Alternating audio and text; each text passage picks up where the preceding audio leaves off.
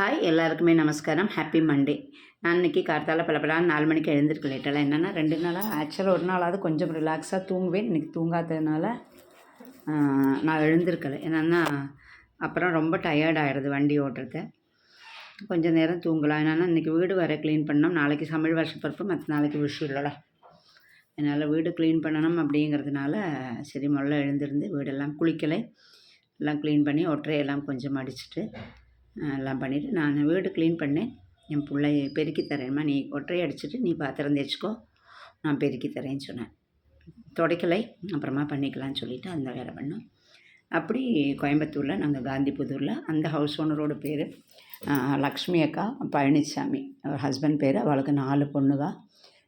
4 என்னன்னா நான் சொல்கிறேன் பாருங்கள், என்னோடய லைஃப்பில் நிறைய ஹெல்ப் பண்ணவரோட பேரை நீங்கள் செத்த சமயத்தில் எழுப்பி கேட்டால் கூட சொல்லிவிட்டு திரும்ப படுத்துட்டேன். அந்தளவுக்கு நான் மைண்டில் வச்சுப்பேன். என்னென்னா என்னோடய லைஃப்பில் ஒரு டேர்னிங் பாயிண்ட்லேயும் இவள் இருக்கா. அப்படி அவளோட எனக்கு பிடிக்காது, சொன்னேன் இல்லைல்ல, அவள் எல்லாத்துலேயும் பூண்டு போடுவாள், நிறைய நான்வெஜ் பண்ணுவாள். அப்படிங்கிறனால எனக்கு ஒரு மாதிரி அருவருப்பாக இருக்கும். நான் என்னென்னா என் ஆற்றுல நான்வெஜ் பார்த்துட்டே இல்லை சத்தியமாக. நம்ம கிராமத்துக்குள்ளேருந்து வெளியில் போயிட்டுலே, யார் ஆற்றுலேயும் போயிட்டுலே, நம்ம ஃப்ரெண்ட்ஸ் ஆற்றுலையெல்லாம் கூட போனால் கூட அப்பா அம்மா சொல்லுவாள், போகிறதே நீ அங்கேயும் சாப்பிடக்கூடாது. அவளும் அப்படி தான் பண்ணுவாள். ஐயோ பிராமணராத்து குழந்தை வந்திருக்கு, செல்ல பேரோட குழந்தை வந்திருக்கு சொல்லி ஃப்ரெண்ட்ஸ் வீட்டில் போனால் பாலும் பழமும் தான் எங்களுக்கு தருவாள். கிச்சனுக்குள்ளேயே நாங்கள் ஆறாத்துலேயும் போயிட்டு, அதனால் நான்வெஜ்ஜு அப்படிங்கிறத நாங்கள் பார்த்துட்டே இல்லை, எதுலேயுமே பார்த்துட்டு இல்லை. சும்மா அந்த மீன் இதெல்லாம் பார்த்ததே கிடையாது. நாங்கள் குளத்துல குளிக்க போகிறத கூட ஒருத்தர் மீன் பிடிச்சிட்டு குளிக்கிறதுக்கு மீன் பிடிச்சிட்டு கொண்டு போவான் சமைக்கிறதுக்கு. அந்த டைமில் கூட நாங்கள் ஓடிடுவோம். அந்த அளவுக்கு நான் இல்லாத இடத்துல நம்ம கண்ணு முன்னாடியே இந்த ஆடு மாடு கோழி எல்லாம் சமைக்கிறாள் எல்லாம் முட்டையெல்லாம். அப்போ எனக்கு ஒரு மாதிரி ஒரு அருவருப்பாக இருக்கும். ஆனால் அது கஷ்டமாக இருந்தது இல்லைல்ல. அப்போ அவளுக்கும் அது புரிஞ்சுது. அவள் என்ன பண்ணுவான்னா, ஒன்றில் நான் உள்ளே இருக்கிற சமயத்தில் சொல்லுவாள், ராஜிக்கண்ணு வெளியில் வந்துடாதிம்மா, நாங்கள் சமைக்க போகிறோம், நீ உள்ளேயே இருந்துக்கோம்பா. அப்படி ஒரு அவளும் பண்ணால். அதுக்கப்புறம் நம்ம சாப்பிட மாட்டேன்னு தெரிஞ்சதும் எங்களுக்கு மண்ணெண்ணெய் ஸ்டவ் தானே, பம்பிங் ஸ்டவ் சொல்லுவோம்ல, மண்ணெண்ணெய், மளிகை சாமான், அரிசி எல்லாமே வாங்கி கொடுத்துட்டேன். என்னென்னா வண்டி இல்லை, அவருக்கு வேலையும் இல்லை, நான் இருக்கிற வேலையும் விட்டுவிட்டேன். எப்படி கஷ்டம் பாருங்க ப்ரெக்னெண்ட்டான டைமில். அப்போ அவள் தான் கார்த்தால பால், அந்த பால் அவள் வாங்குறத சைக்கிளில் பால் வரும்ல, எங்களுக்கும் ஒரு 1/4 லிட்டர் வாங்கி தருவாள். அப்படி அவள் இல்லைன்னு வச்சுக்கோங்களேன், அன்றைக்கி நான் தாழ்ந்த ஜாதியாக்கும். எனக்கு அவள் பேக்வேர்டு காஸ்ட்டு, மோஸ்ட் பேக்வேர்டு. அவள் இல்லைன்னு நான் ஒதுக்கி வச்சுருந்தேன். நான் ஐயர்னு சொல்லி பிராமணாலாக்கம் சொல்லி நான் ஒதுக்கி வச்சுருந்தேன். நான் இன்றைக்கி இந்த ராஜி இல்லை. ஒன்று தான் எனக்கு இருக்கிறது. 6 தந்தாலும் நான் சாப்பிடுவேன். ஆனால் அந்த சாப்பாடு எனக்கு பிடிக்கணும் இல்லைலா, நல்ல மனசுமாக இருக்கணும், விருத்தியும் இருக்கணும். இது 3 இருந்தால் எனக்கு ஜாதி மதம் இல்லைன்னு நான் ஃபஸ்ட்டே சொல்லியிருக்கேன். எனக்கு அதனால் அது பிடிக்கலை. இப்போ அவளுக்கும் அது மனசில் ஆச்சு. அப்படி அங்கேயே தான் கழிஞ்சோம். அதுக்கப்புறம் நடுவில் இன்னொரு ஊருக்கு போகலான்னு சொல்லிவிட்டு எங்கள் ஆத்துக்காரோட அண்ணா முன்னெல்லாம் வந்தால், அதுக்கப்புறம் ஊருக்கு போகலான்னு சொல்லி அவளோட குழந்தையோட ஃபஸ்ட் பர்த்டேக்கு ஊருக்கு போகலான்னு சொல்லி பையலூருக்கு போனோம். அப்போ பையலூருக்கு போகிறதே நாங்கள் இருக்கிற ஆற்றுக்கு ஆப்போசிட்லேயாகவும் எங்கள் மாமியார், அண்ணா, மன்னி அவள் எல்லாம் இருந்தாள்.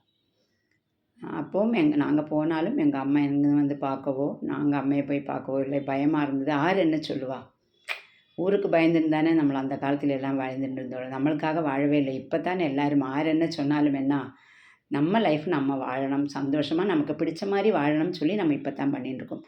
அந்த காலத்தில் அவள் என்ன சொல்லுவாளோ, இவாளை என்ன சொல்லுவாளோ அப்படின்னு ஒரு பயத்திலேயே நம்ம அந்த காலத்தில் நிறைய பேர் வாழ்ந்துட்டுருக்கா. தன்னோட ஆசைகளை எல்லாம் உள்ளடக்கி ஊருக்கு வேண்டி வாழ்ந்த எத்தனையோ ஜீவன்கள், வாழ்ந்து மறந்த எத்தனையோ ஜீவன்கள் இல்லைலா. ஆலோசிச்சு பாருங்கள், உங்களுக்கும் நிறைய அனுபவம் இந்த மாதிரியெல்லாம் இருந்திருக்கும். அதனால் அவள் என்னை பார்க்கவே வரல. நான் ப்ரெக்னெண்ட்டாக இருந்தால் கூட பார்க்க வரல, ஒன்றும் வரல. அப்படியே நான் 2 மாதமெல்லாம் அங்கே இருந்துட்டு பையலூர் கோயம்புத்தூருக்கு வந்துவிட்டேன். கோயம்புத்தூருக்கு வந்தப்போ எங்கள் மாமியார் கூட வந்தால். என்னென்னா அம்மா வரலை பிரசவத்துக்கு, யாரோ ஒருத்தர் வேணுமே சொல்லி எங்கள் மாமியார் வந்தாள். நான் அந்த பிரசவத்துக்கு டேட்டுக்கு போனதோடு சரி, இப்போ பிரசவ டேட் தந்ததோடு சரி, ஒரு ஆഴ്ച முன்னாடி எங்கள் மாமியார் தடுப்பூசி போடலை, எதுவும் போடலை.